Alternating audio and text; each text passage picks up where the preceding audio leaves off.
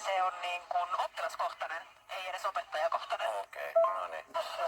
Lisään vielä, että opettajia voi siis olla yhdellä luvalla 2 ja 1 oppilas. No niin, Okei. jotenkin noin se menee. No Ja niin. kiitos tästä. Kiitos, hän saa uusia sitten, niin voi opettaa sitten. Ai sä ihan puhtaasti delegoit. Joo, sitten myöskin tiedätkö, tää niinku perhesidos, tiedätkö, niin